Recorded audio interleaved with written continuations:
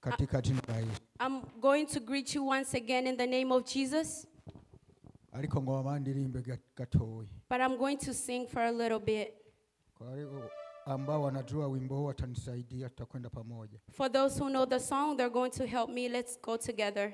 Gumyako gakiza watanguranye gukora bigiye kira twegereje cyo guhindura icyo twakiriye. Gumyako gakiza we watanguranye gumyako gakiza watanguranye ukora bigiye kiratwegereje choguhindura ibyo twakiriye. Gumyako gakiza we watanguranye. Mana yacu uri mu ijuru, Mana nyaguhora ku ngoma, Mana mwami w'abami, Mana utari kigirwamana, Mana utari Bayali, Mana utari Dagoni, Mana utamenyerwa, Mana isengwa. Kuri mwanya mwiza uduhaye, ngwino ukorane n'ubwoko bwawe, ngwino uvugane n'ishengero ryawe, ngwino ukorane n'abaririmbyi, ukorane n'abavuga butumwa, ukorane n'abakristo, ukorane n'abamama n'ugwaruka. Mu izina rya Yesu tuguhaye kaze ngo vyagire hano. Uyu mwanya ukoreshe, ukore nk'Imana, nuko abaje hano ntibaje nk'indorerezi, kandi uko baje ntabariko bataha. Tahane nabo mwami, urakoze kuvyumvise kandi ugiye kubikora. Tubisabye twise mu izina rya Yesu. Amen. Tugiye kumva amajambo y'Imana. We're going to hear the word of God. Ariko kandi uhereye kuva ku munsi w'ejo, But since yesterday, abagiriwe ubuntu n'Imana twari hano. those who are graced by God, we will hear. Twumvise amajambo y'Imana menshi. We heard a lot of messages from God. Kandi ni uyu munsi tumaje kumva amajambo y'Imana atari make. And even today we heard the word of God that's not Uhereye mu little. bana ba Sunday, uhereye mu bana ba Sunday baturirimba indirimbo. Since our Sunday school kids who sang for us, Amakuru uko yagiye akurikirana. and if you follow the way the choirs followed each Niba other, wagiye ukurikirana harimo amajambo y'Imana menshi. and the person that opened, there was a lot of messages from God. Ugeze ku muvuga utumwa yatwukuriye.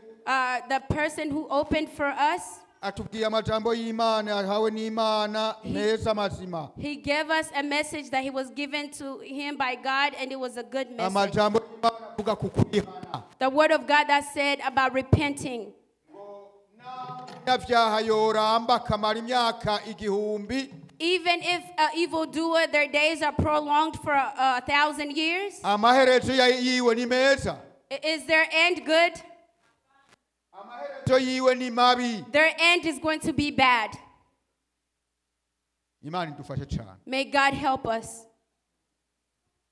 Byanyibukije It reminded me iwacu mu Burundi. back home in Burundi in 1970, in 72, I had 5 years. I was 5 years old. Ico gihe cyari gihe cy'intambara. And around that time, war was going on. Musitanteri wa komine yacu yari musitanteri mubi. And our governor was a bad governor. yarica abantu ku buryo buteye ubwoba. He was killing people in a scary way. Guhera muri uko kwezi kwa kane kugera mu kwa gatanu no kwa gatandatu twaba mu ishamba. From April all the way to June, we were staying in the forest. Kandi cyari igihe c'imvura. And it was a rainy season. Kandi avuye Bujumbura mu gutaha jiwe. Whenever he was coming from Bujumbura to come to home, yaca muhiri wacu kumbuka nkaho. He used to pass by our house. Ibarabara ryaca hagati mu matongo ya sokuru. The path that he used to take was between my grandparents' land. So whenever he passed by our house, he would stop. Because he did not get along with my father. So he was searching for my dad up and down. But because of the grace of God, he protected him. In July, that governor was killed. Once he was buried, people rejoiced. They said even his grave was burning. They saw smoke. So that message reminded me, an evildoer, even though their days might be prolonged, their end is going to be bad. An evildoer, even though they might live for a long time, even though they might get a lot, even though they might be wealthy, they will never have peace. May God help us. The message that God gave me, it's a few. Let's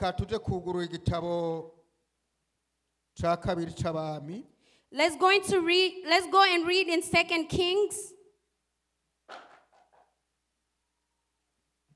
Abami ba kabiri twaje gusoma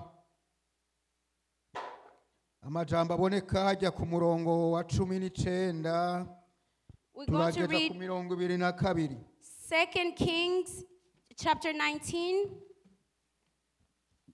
Ndeka nsome mu Kirundi nimba mwahabonye.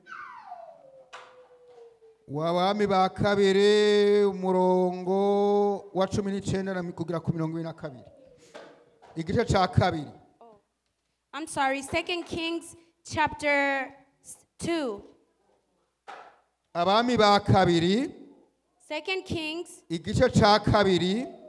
Chapter 2. Umurongo wa 19 na mirongo 21 na mirongo 22. Verse 19 all the way to 22. Nizere ko mwamaze kuhabona. We're going to read 2 Kings chapter 2 verse 19 all the way to 22.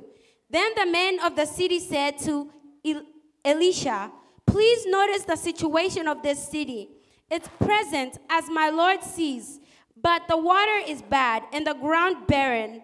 And he said, "Bring me a new bowl and put salt in it." So they brought it to him. Then he went out to the source of the water and cast in the salt there and said, "Thus says the Lord, I have healed his water.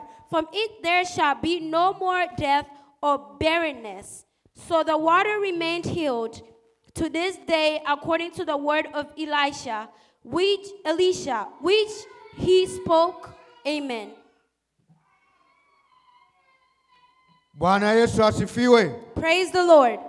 Mu Kirundi haravuga ngo maze Elisha umutwe w'amajambo uravuga ngo Elisha akiza amazi arura 19. Maze abantu bo muri ico gisagara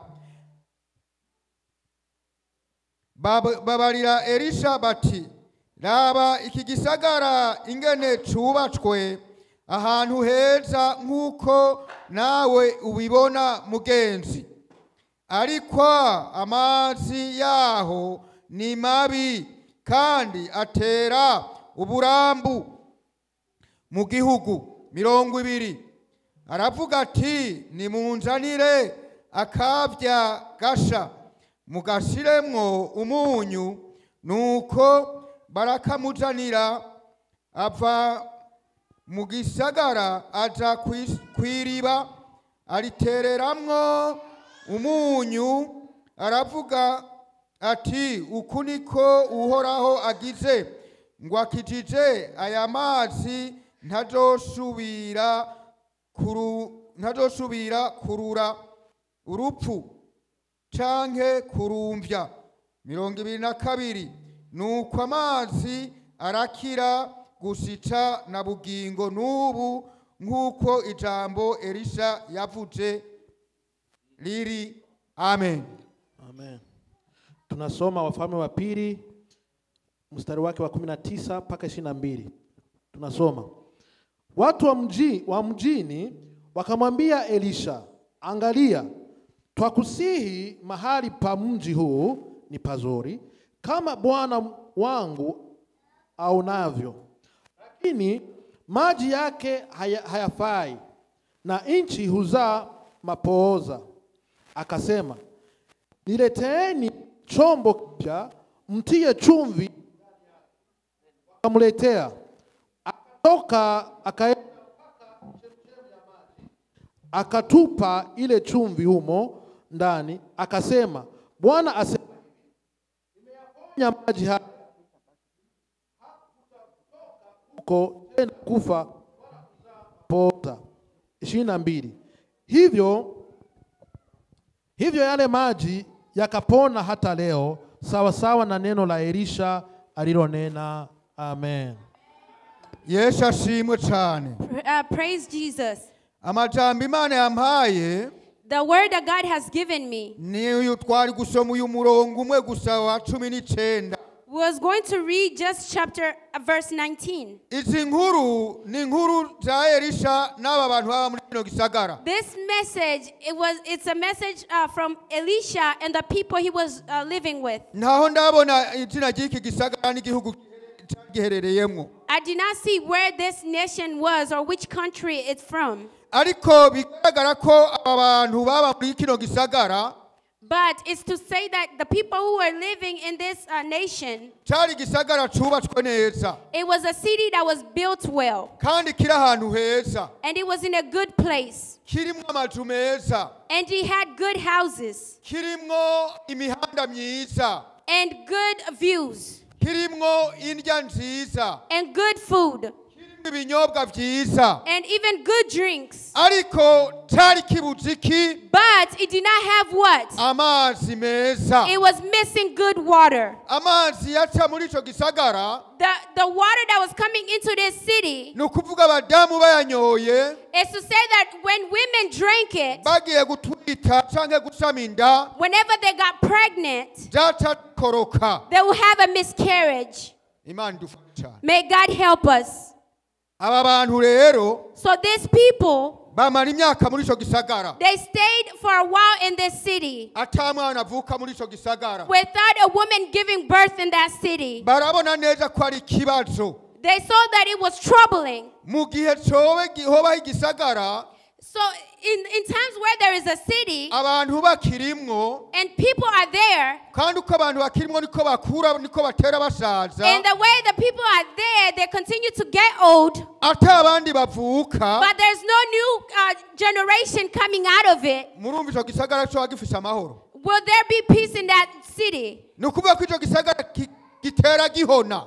That city would die eventually. Nubwo ari ciza, Even though that is good, nubwo gihagaze ahantu heza, even though that it has good views, nubwo kirimwo ibintu vyiza, even though it has a lot of good things nubwo in it, kirimwo amamodoka, even though it might have nubwo cars, kirimwo ubuzi, it might have jobs, nubwo kirimwo amafaranga, it might even have money, ariko bari babuze uruvyaro. but they did not have kids. Imana idufashe cyane. May God help us.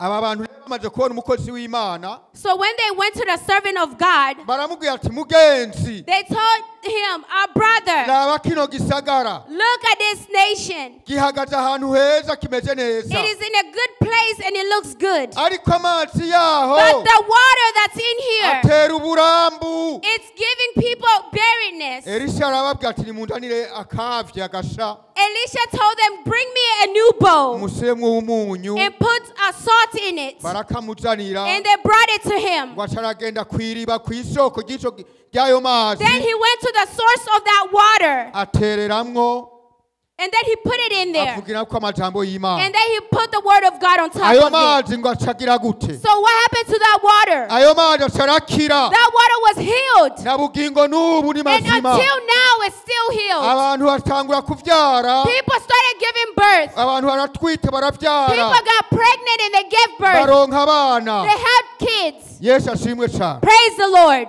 Bisigura iki? It's to say what? Ngoma ndababaze. I want to ask you a question.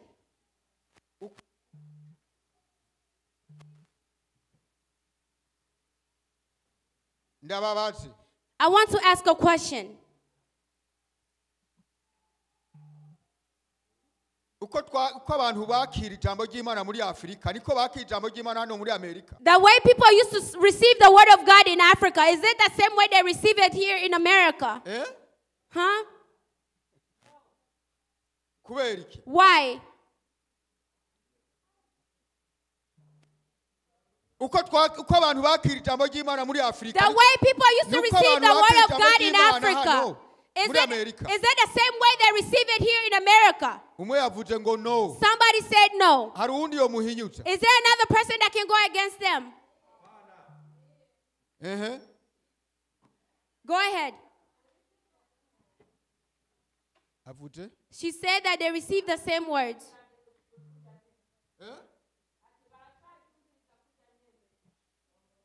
Ejo wari hano. Were you here yesterday? Twanga.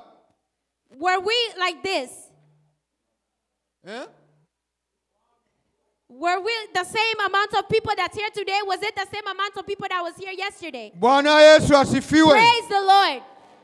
Uko abantu bakira ijambo ry'Imana muri The way Afrika. people used to receive the word of God in Africa, N'uyu munsi nkunze kuvugana n'abakozi b'Imana bagenda muri Afrika. even today, I talk to the people who go and visit in Africa. Baravuga ati tugeze muri Afrika. They say that whenever we get to Africa, Ukindira mu ishengero and you enter ryaho. the church there, Wumva ubumote bw'ubumana. you feel the presence of God. Urashobora abantu bagishobora kurira barizwa na mpwemu w'Imana. You can see people crying because of the Holy Spirit, through the Holy Uracabona Spirit. abantu ingene bahurumbira gusenga Imana. You can see the people fighting and being excited to work for Uracabona abantu God. ingene bashobora kwicara mu rusengero amasaha abiri umukozi w'Imana ariko aravuga ijambo You ry'Imana. can see people sitting in church for 2 hours while a servant of God is preaching the word of God. Hano hamwe nohagarara ngo ntware isaha yose. But today, if I was to stand here and preach for a whole hour,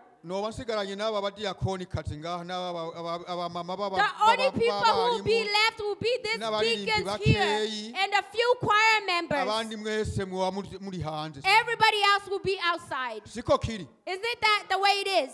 Nukuvuga ngo It's to say that abantu bamaze gushika muri Amerika whenever people get to America bakaronka imiduga and they get their cars, tukaba mu gisagara and we ciza live in a good nation kirimwo imihanda myiza that has good views, hari ibintu byamaze gutera uburambu mu bantu b'Imana. there's stuff that makes us lazy. Hari ibintu byamaze gutera uburambu mu ishengero ry'Imana. There's stuff that makes us lazy in the church of God. Mpwemu w'Imana yamaze kuva mu bantu. The Holy Spirit has left us.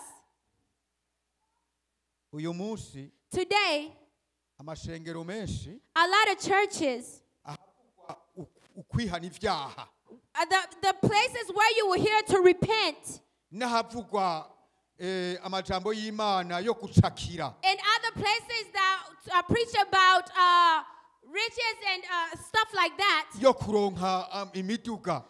Places that preaches about receiving cars, Ubutumwa bw'ibitangaza. preachers of miracles, Ubutumwa bw'ibimenyetso. preachers of signs. Uzosanga aho hantu hatandukanye. You will find that those two places are different. je muri 2016 nigeze guhura n'umuntu In 2016, I came face to face with a person. arambaza pastor uri pastori w'ishengero ryahe. They asked me, Pastor, what church are you pastoring? Nti ndi umupentecost. I answered him and I was like, I'm a Pentecostal. Ngo mu by'ukuri ngo kaba ngo kwigendera ku mahame ya kera y'abapentecost. And he answered me, if it's true that you're still walking in the ways of Pentecost of the old, ngo uzoronka abakristo bakeya. you are going to receive a few members.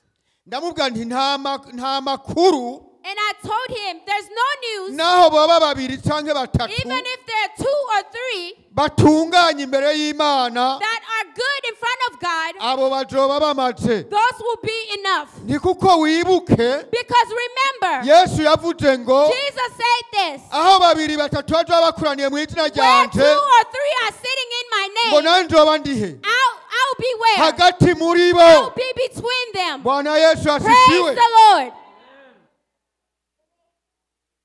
Abantu bamaze kuramburura ijambo ry'Imana Those who are changing the word of God, bivanye n'imico y'iki gihugu turimwo. following the traditions and the culture of the nation that we're in today. Umugore n'umugabo barangana, A husband and wife are equal.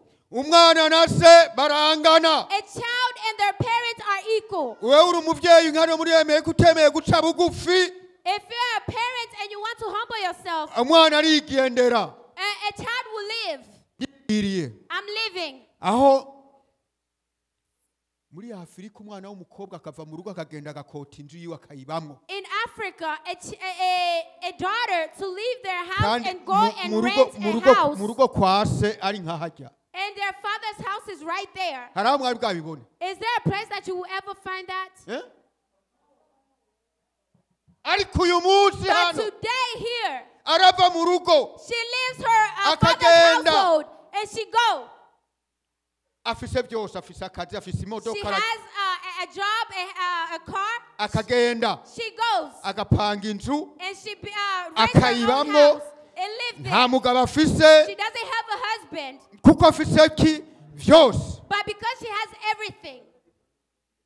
Ariko aba bantu baratahura ikibazo, But these people found the problem. barabwira umukozi w'Imana, They went to the servant of God. mugenzi, Brethren, nubwo tuba hano muri kino gisagara ari even though cyiza, we are living in this nation and it's beautiful, amazi yaho, ibiryo but the byaho, water of this place, imico yaho the itera culture of uburambu. this place is making us lazy. Hanyuma bamaze kubimubwira umukozi w'Imana kija y'amazi, But once they told the servant of God, he said, this water, nta kindi kintu gishobora kudukiza there is nothing that's going to save us atari ijambo ry'Imana. if it's not the word of God. Uyu munsi umugore afata ceki akayishyira ku mufuka ati wewe umugabo turangana ukorera amahera, Today, a wife gets a check and they put mbere it on their ndagusumbya no pocket. gutunga, And they say, oh, my husband and I, we're the utemeye same, guca even I'm even bugufi richer than you. ndakora If inzu you don't nkayiriha, humble yourself, I will work, I'll pay for my house. barama food stamp, They'll give me a food stamp. get out. Get out. Umugabo agasohoka. And a husband will leave. Siko kiri, Is it the way it is? niko kiri, siko kiri. Is it the way it is or not? Kubera iki? Why? Imico ya hano The itera culture uburambu, of this place haba mu is ngo, making us barren. haba mu In our bakristo, household, haba in the mu service bantu. of God, in the people. imico yaho itera uburambu. The culture of this place is making us barren. Supervisor wacu aheruka kurongora, Our supervisor recently got married. ni umwirabura arongora umuchina, umugore w'umuchina, He's an African American and he married a Chinese afise lady. umwana w'imyaka 17. They have a 17-year-old child. Yatubwiye ati tumurindiye agakwija 18. He told us that we're waiting for her to be 18. Ati uwo munsi tuzomukorera uwo munsi mukuru akwija 18, uwo munsi azora arasohoka. The day that we'll celebrate her 19th birthday, that's the same day she will move out of our house. Urumva umuco hano? Do you see the culture of this place? Ndabu kubera iki? And I asked him why. Niwo muco wacu. That is our culture, is the answer he gave me. na jewe mu rugo kwa data nasohotse mfise imyaka cumi Even n'ine I, in my father's house, I left when I was 14. ngenda mba mwibarabara I went and I was homeless. maze kuba mwibarabara ntogwa n'umukecuru Once I was homeless, an elderly came and picked me up. antunga amezi atandatu She raised me for 6 months. nja gukora akazi I went and started working. nagarutse mu rugo mfise imyaka 20. I returned home when I was 20. bantu b'Imana Servants of God. shengero ry'Imana Church of God. nta kindi kizotunga abana banyu Nothing else is going to save nta us. kindi nta wundi muragi uri uzotunga imiryango yacu Nothing else is going to save our families. ijambo ry'Imana It's the word of God. ijambo ry'Imana ryonyine The word of God only. Imana idufashe cyane May God help us. reka tuze kurangiriza Let's finish mu jambo ry'Imana hariya tubona mu ceti cy'ibyahishuwe Yohana kandi nzoba ndangije in the book of Revelations. And I'm going to finish.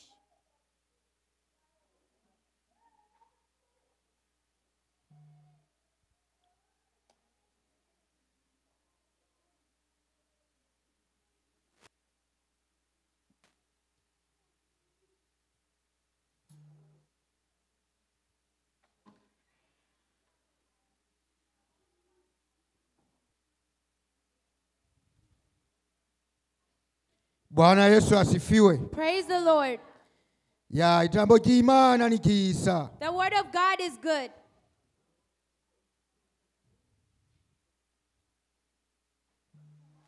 aba bantu baritahura bakimenya abaribo These people knew themselves and they knew Elisha who amaze they gukiza were. aya mazi When Elisha healed the water, ico gisagaranije ko caciye kironka abantu benshi I believe that that nation received a lot of people. ico gisagara caciye kironka uruvyaro And that nation received a new birth. ingorane y'igihe turimwo The problem of today nuko abantu bigiye kwitahura is that the people of these days, we do not know who we are. abantu barifata nk'uko umengo mpwemu yaracari muri bo kandi yaramaze kugenda People carry themselves as if the Holy Spirit is still within them, but He has already left. kugira ngo barondere mpwemu yera Instead of seeking the Holy barondere Spirit, Yesu instead of seeking Jesus, abantu bakifata nk'abatunzi they carry themselves as rich. abantu bakifata nk'uko umengo birakwiye They carry themselves as if they're enough,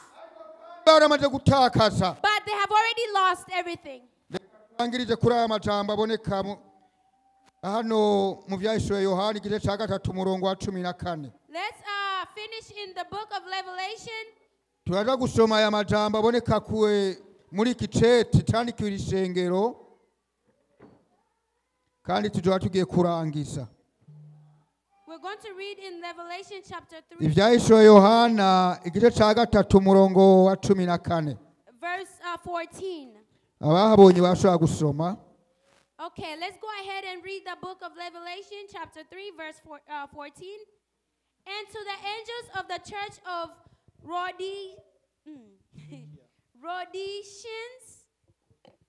Rhodicians, not sure, write these things and say the Amen, the faithful and true, with witness the beginning of creation, God, Amen. Creation of God, Amen. Sorry. Tunasoma Ufunuo wa Yohana Yes.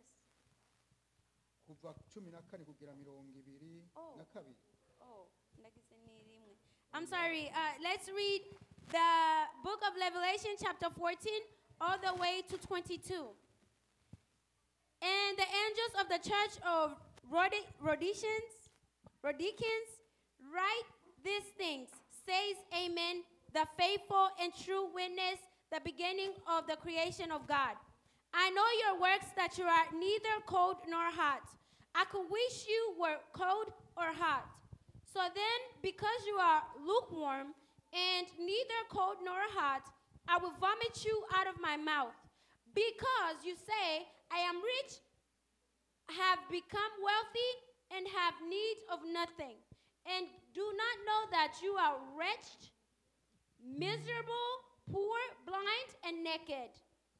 I counsel you to buy from the gold refined in the fire, that you may be rich, and from me gold refined in the fire, that you may be rich, and white garments, that you may be clothed, that the shame of your nakedness may not be revealed, and anoint your eyes with eye salves, that you may see.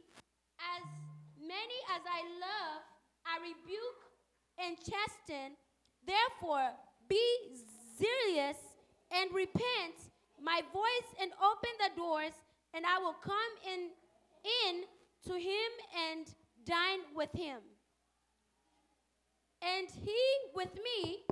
To him who overcomes, I will grant to sit with me on my throne, as I also overcame and sat down with my Father on his throne. He who has an ear, let him hear what the Spirit says to the churches. Amen. Amen. Tunasoma Ufunuo wa Yohana sura ya 3 mstari wake wa 14 mpaka 22. Tunasoma katika jina la Yesu. Na kwa malaika wa kanisa lililoko Laodikia andika. Andika haya ndiyo anenayo yeye aliye amina, shahidi aliye mwaminifu na wa kweli, mwanzo wa kuumba kwa Mungu. Na yajua matendo yako, ya kuwa huu baridi wala huu moto. Ingekuwa heri kama ungekuwa baridi au moto, basi kwa sababu uvuguvugu wala huu baridi wala moto, nitakutapika utoke katika kinywa changu. Kwa kuwa wasema, mimi ni tajiri, nimejitajirisha, wala sina haja ya kitu. Nawe hujui ya kuwa wewe mnyonge na mwenye mashaka na maskini na kipofu na uchi.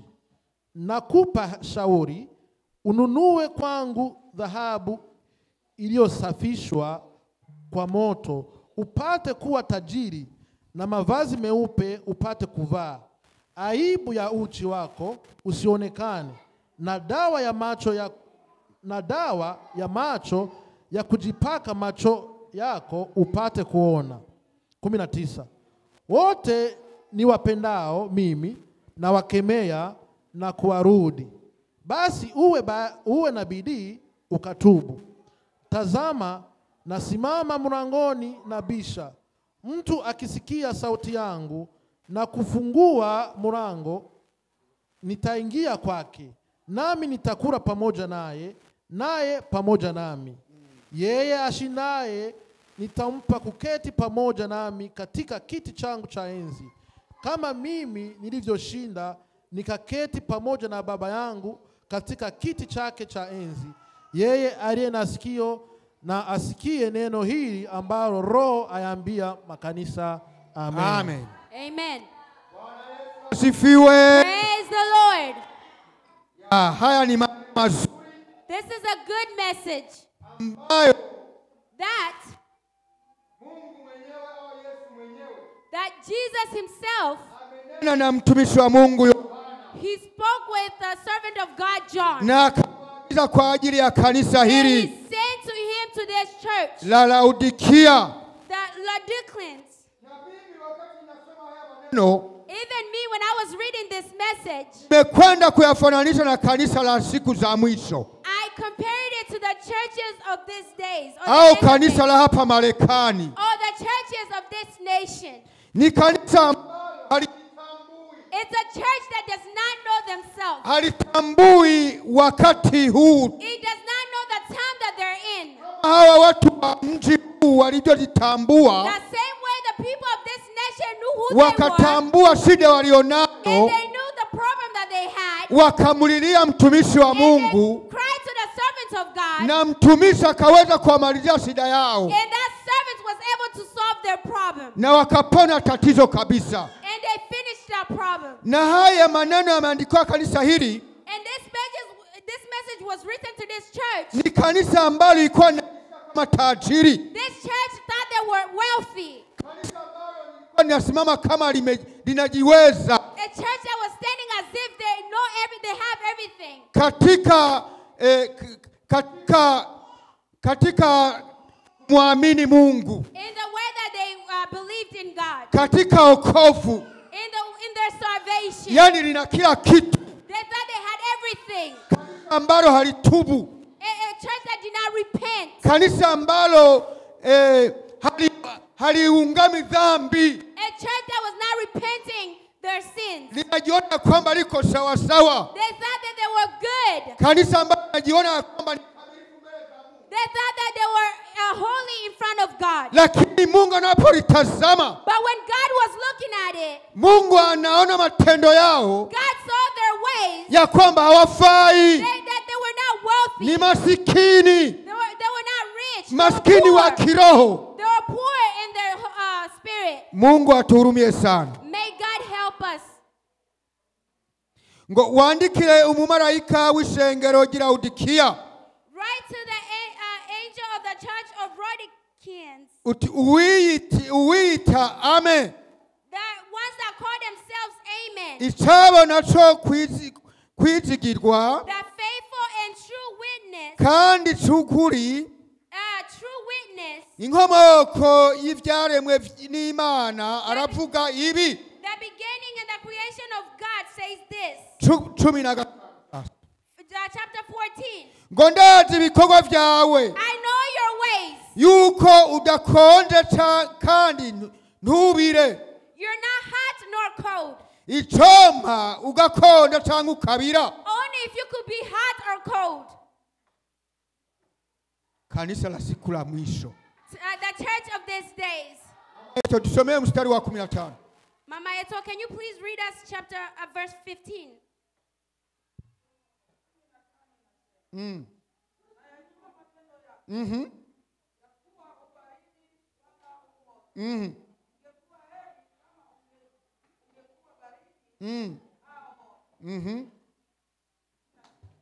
Soma 16.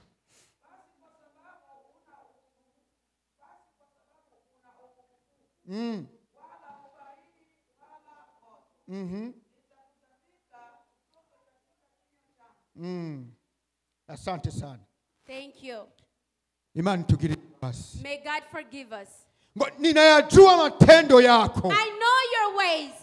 Kwamba wewe sio baridi. That you are neither hot, wala uvuguvugu. You are lukewarm. Nitafanyaje? What will I do? Nitakutapika. I'll throw you out of my mouth. Toka kinywani mwangu. I'll vomit you out of my mouth. Bandazi kutabize. I know that you're not kandi warm, ugakonje. nor are you cold. Ngo nzokudahwa. I will vomit you. Urazi kudahwa ni Imana. Do you know to be vomited by God? Uyu munsi nalikuja gusenga none. Today I could have went to church, but Wapi ngomba ngenda handi handi. I'm just about to go somewhere else. Abakristo bakatuyatsi. The lukewarm Christians. Abakristo bakatuyatsi. These are the lukewarm Christians. Ntibakanye. They're not cold. Pastor nini aje kuntora. Pastor did not come pick me up, so I'm just going to go back to sleep. Abakristo muri Amerika. The Christians of America. Kandi ugiye gutora umanje.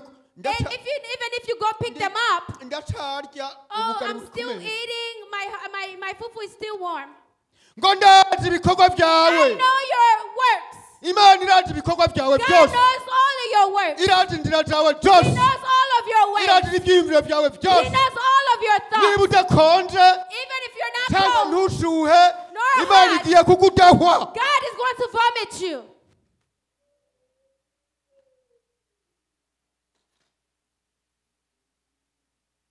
Imana itubabarire cyane. May God forgive us.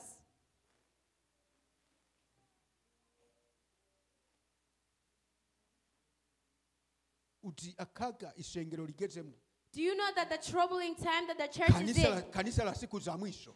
the church of the end of days, Ni shida. it's troubling. Mtu ambaye hujitambui. A person that does not know who they are. Hujitambui. You do not recognize yourself. Tambui Kristo wako. You do not know your Christianity. Kofu. You do not know your salvation. tusome mstari wa 18. Let's read verse 18. 18 anasema hivi: ngo ndakugira inama ugure kw'izahabu yakuwe kw'inkamba n'umuriro ubone kuba umutunzi, ungureko n'impuzu zera ubone kwambara isoni z'ubwambure bwawe ntizigaragare, kandi ungureko n'umuti wo kusiga ku maso ubone guhumuka. Amen. Imana idufashe cyane. May God help us. Kugira inama. God is counseling you. Kwendea shauri. God is counseling you. Ya kwamba He's asking you to look for him. Look for him so that you can buy gold. Kwa moto. Refined gold ili uweze kuwa na mavazi meupe. So that you can buy gold. Kusimama vizuri. So you can stand good. You have to walk with God. You have to look for God. Lakini kama if it's not that, ujue know that God knows all of your ways. Mwalimu aliyetufungulia ameimba kakora sema jicho la Mungu linaona, hauna sehemu ya kufanyaje? Ya kujificha. Ijisho ry'Imana rirabona. God's eye can see. You do not have a place for you to hide. Even here it says this. I know all of your ways. I know all of your ways.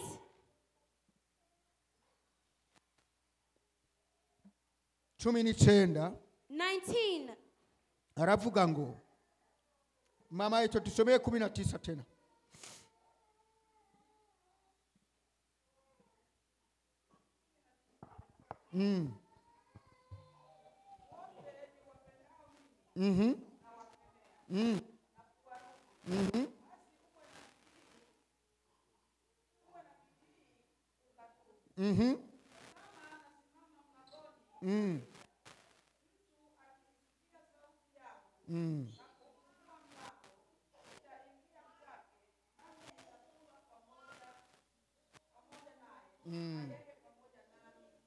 Amen. Amen.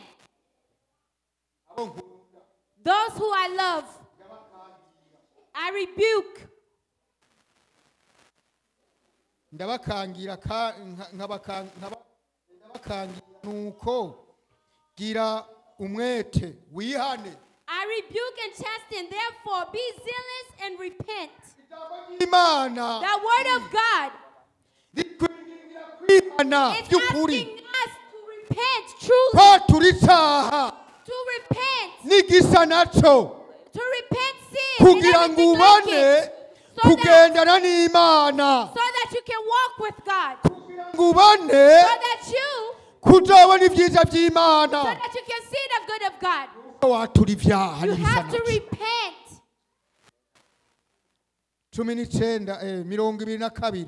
19:22 avuga ngo mpagaze ku rugi ndaramukije umuntu niyumva ijwi ryanje akugura urugi ndinjiriwe tugire gute. To do what? Ninda yumva ijwi ry'Imana kugura. If you hear God knocking, open the door. Those who hear the word of God and open the door. Those who wish for God to enter so they can share with him. A person that will hear my voice and open the door. Jesus says that I will enter. And I will sit in him and we will share together. How many wish to give Jesus their time? Their space. I'm going to finish. I don't have a lot of time left. 21 anasema unesha ndomuha kwicarana nanje ku ntebe yanje y'ubwami nk'uko nanje nanesheje nkicarana na data ku ntebe yiwe yiwe. 22 uri n'ugutwi niyumve ico mpwema agira gute. Uri n'ugutwi niyumve ico mpwema agira gute. Hear what? Narangije. I have finished. Ninde ariko yipfuza kugurura urugi rw'iyo agasangira agaha Yesu. Who wishes to open their door and give space to Jesus? Ndagusaba uhaguruka aho uri dusenga Imana. I ask you to stand where you are so we can pray. Wangapi kufungua mlango? How many want to open their doors? Yesu anasema tazama nasimama mlangoni. Jesus says, look, I'm standing in the doorway. Anabisha hodi mlangoni I'm mwako. knocking. He's knocking on your door. Anabisha hodi mlangoni mwako. He's knocking on your door. Anaita. He's calling. Wangapi wanahitaji kumupa How kumfungulia many mlango? want to open that door? Kama upo mama If tuombe you're Mungu. here, stand and let's pray to God. Kama upo mama If you're tuombe here, Mungu. stand. Let's pray to God. Lakini ukumbuke. But remember, he said, Andika haya kwa kanisa la Laodikia. I read this to the Laodiceans Kwamba church. ninayajua matendo I yako. know your ways. Unajifanya kuwa tajiri. You make yourself wealthy. Unajifanya kuwa unacho. You think that you have it, Lakini wewe ni maskini. but you are poor. Aya n'amajambo ateye ubwoba. This is a scary message Ku muntu wese yigira afise. to each person who thinks that they're worthy but have nothing. Ndabahe akandi karorero. Let me give you another example. Ifi hamwe bohamagara abatunzi bo muri Fort Worth, Mariko nojamo. If they were to call people who are wealthy in Fort Worth, would Mark stand too? Yeah. Will I stand? Nojamo. Will I stand? Nojamo gukora iki? What would I be doing over there?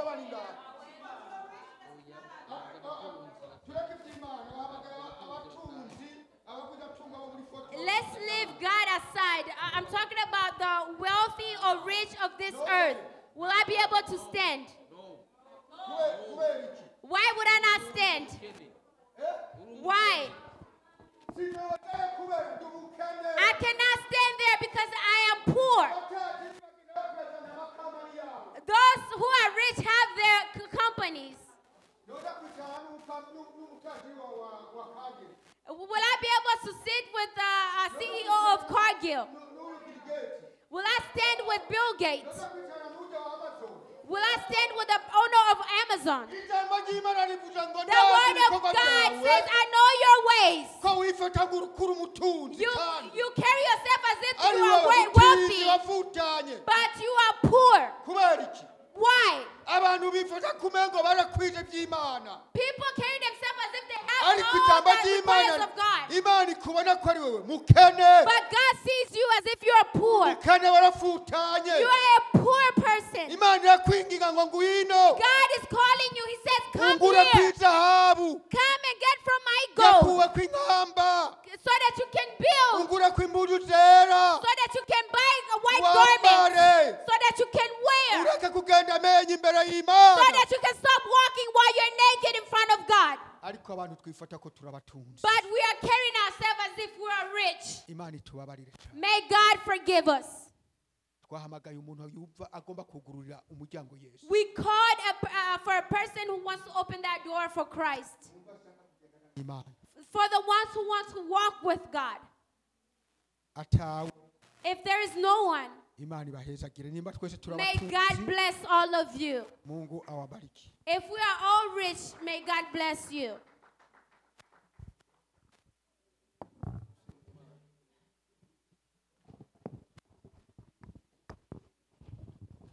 Dusenga Imana. Uwiteka Nyiringabo Imana Data ushobora byose, uri Imana nyamana, uri umubyeyi wacu kandi ugira imbabazi. Turagushimiye kubw'ijambo ryawe. Ijambo ryawe ni umutsima, ijambo ryawe ni inkota, ijambo ryawe ni ubugingo. None Nyiringabo Imana, itorero ryawe twikubise imbere y'Imana, dusaba Imana imbabazi. Uwiteka, tugenda ducitse intege, tuvuga ducitse intege.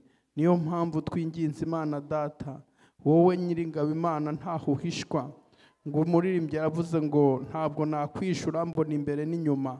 Natwe uratuzi imyicarire yacu, tuzi imigendere yacu, imivugire yacu n'imikorere yacu. None twinginze Imana Data kugira ngo tweze aho tutagutunganiye, aho tutagukoreye neza, aho twagiye kure yawe, aho iyi si yaducumuje umubiri na Satani. Mu izina rya Yesu turakwinginze kugira ngo tubabare, utweze, udutunganye, udukure urubanza rw'ibyaha, udukureho imivumo, maze amazina yacu yavane mu gitabo cy'urubanza yandike mu gitabo cy'ubugingo. Mu izina rya Yesu Kristo w'i Nazareti, ibyatubera imivumo byose ubikureho, ibyatubuza kugukorera, ibyatubuza gukiranuka, ibyatubuza urugendo, mu izina rya Yesu bikurweho.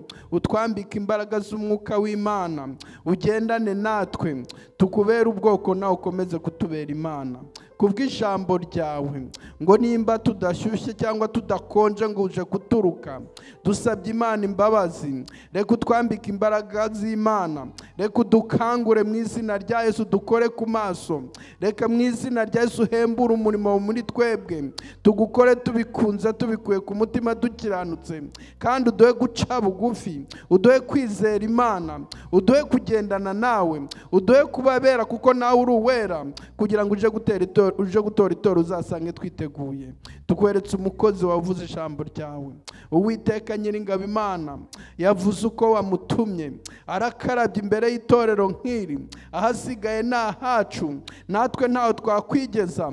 Dushobozwa na Kristo, uduha imbaraga zo kugukorera, kandi uduha imbaraga zo gukiranuka. Mwambika imbaraga, aho akuye umwongerere, ejo cyangwa ejo bundi azagira ibindi aganiriza ubwoko bwawe. Natwe ubwoko bwawe uduhe kubika ijambo ryawe, uduhe kugendana ijambo ryawe, uduhe gukiranuka kubw'ijambo ryawe, uduhe kwezwa kubw'ijambo ryawe, kandi uduhe kugukorera kubw'ijambo ryawe. Urakoze Nyiringabo Imana ko utubabariye, kandi urakoze ko mu izina rya Yesu Kristo w'i Nazareti gukoresheje umukozi wawe. Reka Nyagasani ukomeze kuduha ibihe byiza, kandi ukomeze kugendana natwe uko bwije n'uko bukeye.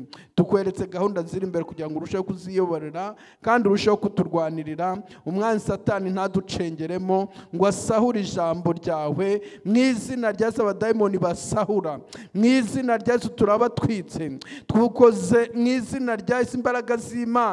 Imbaraga z'Imana ziganze muri twebwe, ibitava ku Uwiteka ubisenye. Mu izina rya Yesu turaritse ubutatu butagatifu kugira ngo butugote, kandi Imana Data ikomeze kuba mu ruhande rwacu, mu ruhande rwacu mwisha nawe. Nanjye mbisabye nizeye izina ry'Umwana Yesu Kristo umwami wacu, amen. Bwana Yesu asifiwe. Mtumishi wa Mungu